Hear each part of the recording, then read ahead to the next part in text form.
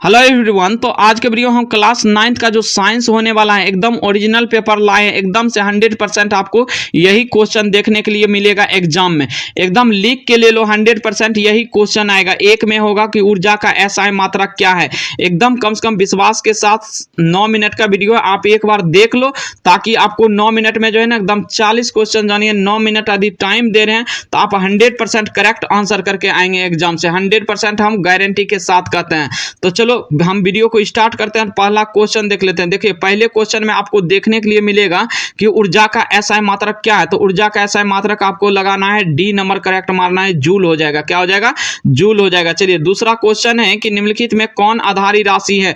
देखिए इनमें से सी नंबर करेक्ट हो जाएगा। समय होगा इसका क्या? आधारी मात्रक होगा, ठीक है ना। तो यहाँ क्योंकि समय जो है ना मूल मात्रक है, चाल और वेग ये नहीं है। चलिए हम अगला क्वेश्चन देख लेते हैं। तीसरा नंबर, क्वेश्चन नंबर तीसरा है मेरा कि 1 मीटर बराबर होता है। तो देखिए 1 मीटर जो बराबर होता है ये होता है 10 पे पावर -3 किलोमीटर के इक्वल होता है। तो ऑप्शन नंबर जो है इसका बी करेक्ट हो जाएगा 100%। कौन हो जाएगा? 10 पे पावर -3 किलोमीटर हो जाएगा। तो बी मारिएगा तीसरा का। देखिए क्वेश्चन नंबर चौथा में कि निम्नलिखित में कौन सा अदिश राशि है, ठीक है ना। तो चौथा का जो आंसर हो जाएगा ये हो जाएगा आपका, अदिश पूछ रहा है तो ये हो जाएगा चाल। ऐसे भी आपको पकड़ना है कि जिसके साथ बॉल लगा हुआ है वो सभी हो जाएगा सदिश राशि, और जिसके साथ बॉल नहीं है वो क्या हो जाएगा? अदिश राशि। इसमें जो है ना चाल में क्या है? बॉल नहीं है। तो ऑप्शन नंबर इसका डी करेक्ट हो जाएगा 100%। चलिए हम अगला क्वेश्चन देख लेते हैं। 5वां नंबर का क्वेश्चन नंबर 5वां है मेरा कि त्वरण का एसआई मात्रक है। तो देखिए त्वरण का जो एसआई मात्रक होता है ये होता है मीटर प्रति सेकंड स्क्वायर होता है। तो ऑप्शन नंबर इसका सी करेक्ट करना है। 5वां का क्या करना है? सी करेक्ट हो जाएगा, मीटर प्रति सेकंड स्क्वायर हो जाएगा, ठीक है ना। चलिए क्वेश्चन नंबर 6 है कि वेग, विस्थापन तथा समय में क्या संबंध है। तो इसका संबंध हो जाएगा वेग बराबर विस्थापन बटे समय हो जाएगा। तो ऑप्शन नंबर इसका ए करेक्ट हो जाएगा 100%। चलिए क्वेश्चन नंबर हम अगला देख लेते हैं। तो क्वेश्चन नंबर 7 है मेरा कि किसी एम द्रव्यमान की वस्तु जिसका वेग भी है का संवेग होगा। तो इसका क्या हो जाएगा? तो संवेग बराबर हो जाएगा एम भी हो जाएगा। तो ऑप्शन नंबर जो है इसका सी करेक्ट हो जाएगा, एम भी हो जाएगा। कौन हो जाएगा? तो ऑप्शन नंबर इसका सी करेक्ट हो जाएगा 7 का। चलिए क्वेश्चन नंबर 8 है कि पृथ्वी के केंद्र पर गुरुत्वीय त्वरण का मान होता है। तो ये होता है 0। कौन हो जाएगा? तो ऑप्शन नंबर जो है इसका ए करेक्ट हो जाएगा। पृथ्वी के केंद्र पर गुरुत्वीय त्वरण क्या हो जाएगा? तो 0 हो जाएगा। ऑप्शन नंबर ए 100% इसका करेक्ट हो जाएगा। तो ए करेक्ट कीजिएगा, ठीक है ना। चलिए क्वेश्चन नंबर हम अगला देख लेते हैं 9 का। तो क्वेश्चन नंबर 9 में है कि घनत्व का एसआई मात्रक है। तो घनत्व का एसआई मात्रक जो होता है ये होता है केजी पर मीटर क्यूब होता है। तो ऑप्शन नंबर जो है इसका सी करेक्ट हो जाएगा। घनत्व का एसआई मात्रक क्या होगा? तो केजी पर मीटर क्यूब याद रखिएगा, ठीक है ना। केजी पर मीटर क्यूब। तो सी हो जाएगा इसका 100% करेक्ट आंसर। चलिए क्वेश्चन नंबर 10 है मेरा कि किस ताप पर पानी का घनत्व महत्तम होता है। तो ये होता है 4 डिग्री सेल्सियस पे। तो ऑप्शन नंबर जो है इसका ए करेक्ट हो जाएगा 100%।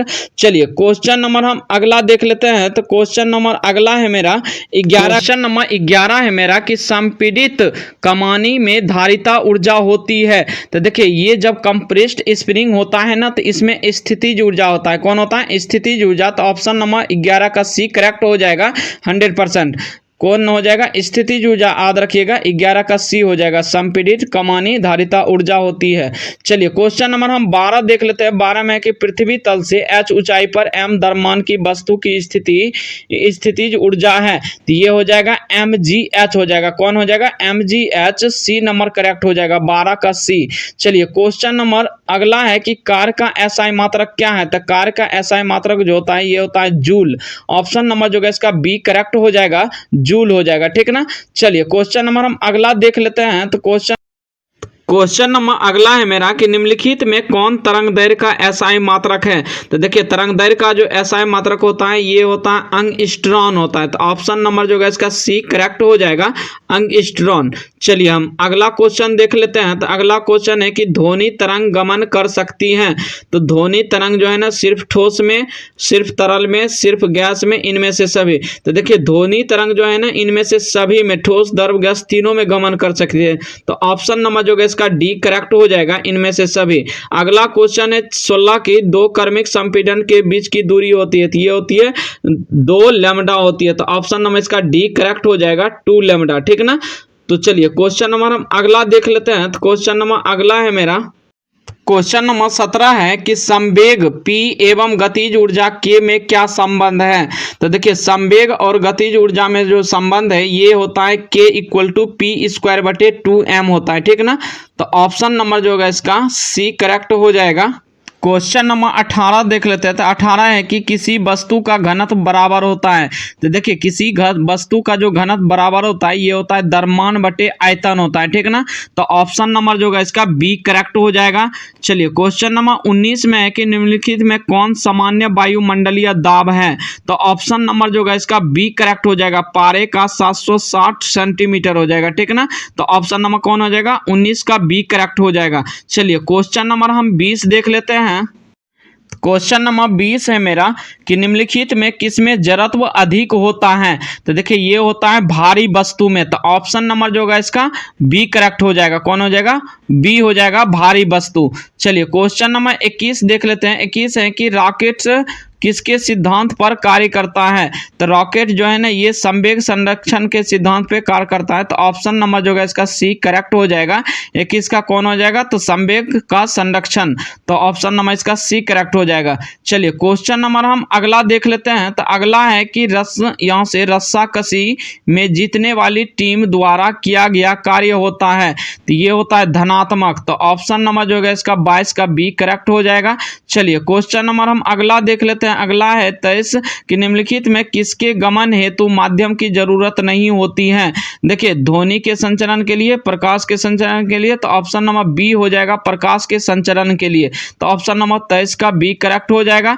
चलिए क्वेश्चन नंबर हम 24 देख लेते हैं। तो 24 में अस्पष्ट प्रतिध्वनि सुनने के लिए मूल्य ध्वनि तथा परावर्तित ध्वनि के बीच समय का अंतराल कम से कम कितना होना चाहिए। तो ये होना चाहिए 0.1 सेकेंड होना चाहिए, तो ऑप्शन नंबर 24 का डी करेक्ट हो जाएगा। चलिए क्वेश्चन नंबर हम 25 देख लेते हैं। तो क्वेश्चन नंबर 25 है मेरा, निम्नलिखित में से किस तरंग का उपयोग धातु की भारी रचनाओं में दरार का पता लगाने में होता है। तो देखिए 25 का जो हो जाएगा इसका ए करेक्ट हो जाएगा, परासर्व तरंग हो जाएगा। कौन हो जाएगा, तो 25 का ए हो जाएगा, परासर्व याद रखिएगा, ठीक। चलिए क्वेश्चन नंबर हम 26 देख लेते हैं। तो क्वेश्चन नंबर 26 हो जाएगा मेरा, किसी गतिशील पिंड का योग आधा करने से उसका संवेग हो जाता है। तो ये आधा हो जाता है, कितना हो जाता है, आधा। हम याद रखेंगे कि किसी गतिशील पिंड का योग, ये वेग आधा करने से उसका संवेग जो है आधा हो जाता है, तो ऑप्शन नंबर 26 का ए करेक्ट हो जाएगा। चलिए क्वेश्चन नंबर 27 है कि किसी ठोस पदार्थ का सीधे वाष्प में परिवर्तन कहलाता है। तो ये ऊर्ध्वपातन कहलाता है। क्या कहलाता है, तो ऊर्ध्वपातन, तो 27 का डी करेक्ट हो जाएगा, ऊर्ध्वपातन। चलिए क्वेश्चन नंबर हम अगला देख लेते हैं 28 का। क्वेश्चन नंबर 28 हो जाएगा मेरा कि खरिया है, देखिए मिश्रण है, यौगिक है, तत्व है, उपधातु है, तो ये हो जाएगा यौगिक हो जाएगा। क्या हो जाएगा, यौगिक, तो ऑप्शन नंबर 28 का बी करेक्ट हो जाएगा, यौगिक। चलिए क्वेश्चन नंबर हम 29 देख लेते हैं। तो क्वेश्चन नंबर 29 हो जाएगा मेरा कि निम्नलिखित में कौन रासायनिक परिवर्तन है। तो देखिए कौन रासायनिक परिवर्तन पूछ रहा है, तो ये हो जाएगा कोयले का जलना हो जाएगा, ठीक ना। तो ऑप्शन नंबर सी करेक्ट हो जाएगा 29 का कि कोयले का जलना। चलिए क्वेश्चन नंबर 30 है कि निम्नलिखित में कौन तत्व नहीं है। तो देखिए इसका जो है ना सी करेक्ट हो जाएगा, कागज, ब्रोमीन, जस्ता, नाइट्रोजन, ये सब तत्व है, लेकिन कागज क्या है, तत्व नहीं है, तो ऑप्शन नंबर 30 का सी करेक्ट हो जाएगा। चलिए क्वेश्चन नंबर हम 31 देख लेते हैं। तो क्वेश्चन नंबर 31 है कि वह प्रक्रिया जिसमें इत्र की गंध वायु में चारों ओर फैल जाती है तो कहलाता है। तो देखिए ये हो जाएगा विसरण हो जाएगा। क्या हो जाएगा, तो विसरण याद रखिएगा, बी करेक्ट हो जाएगा। चलिए क्वेश्चन नंबर हम 32 देख लेते हैं। तो क्वेश्चन नंबर 32 है कि निम्नलिखित में किस विधि द्वारा कपूर को शुद्ध रूप से प्राप्त किया जा सकता है। तो ये हो जाएगा ऊर्ध्वपातन हो जाएगा। क्या हो जाएगा, तो ऊर्ध्वपातन, तो डी इसका करेक्ट हो जाएगा, 32 का डी हो जाएगा। चलिए क्वेश्चन नंबर 33 है कि शुष्क बर्फ है। तो ये हो जाएगा शुष्क बर्फ, कौन हो जाएगा, तो ये हो जाएगा ठोस CO2 हो जाएगा, ठीक ना। तो ऑप्शन नंबर इसका डी करेक्ट हो जाएगा 33 का। चलिए क्वेश्चन नंबर हम 34 देख लेते हैं। तो क्वेश्चन नंबर 34 है मेरा किसी पदार्थ के इकाई आयतन के द्रव्यमान को कहते हैं, तो ये क्या कहते हैं, घनत्व कहते हैं, ठीक है ना। तो ऑप्शन नंबर जो होगा 34 का ए करेक्ट हो जाएगा, घनत्व। चलिए क्वेश्चन नंबर हम 35 देख लेते हैं। 35 में कि निम्नलिखित में कौन सा एक ऊर्ध्वपातित पदार्थ नहीं है, तो ये हो जाएगा जल। ऑप्शन नंबर 35 का डी करेक्ट हो जाएगा, जल। चलिए क्वेश्चन नंबर हम 36 देख लेते हैं। तो क्वेश्चन नंबर 36 है मेरा कि सोडियम का लैटिन नाम है, तो सोडियम का लैटिन नाम जो होगा ये हो जाएगा नेट्रियम हो जाएगा, क्या हो जाएगा, नेट्रियम। चलिए क्वेश्चन नंबर 37 है कि निश्चित अनुपात के नियम का प्रतिपादन किसने किया था, तो ये किया था प्राउस्ट ने किया था। तो ऑप्शन नंबर बी करेक्ट हो जाएगा 37 का, क्या हो जाएगा, प्राउस्ट। चलिए क्वेश्चन नंबर 38 है मेरा। क्वेश्चन नंबर 38 हो जाएगा मेरा कि कैल्शियम फॉस्फेट का सही सूत्र है, तो कैल्शियम फॉस्फेट का जो सही सूत्र होगा ये होगा CA3PO4 का होल 2 हो जाएगा। तो ऑप्शन नंबर बी करेक्ट हो जाएगा।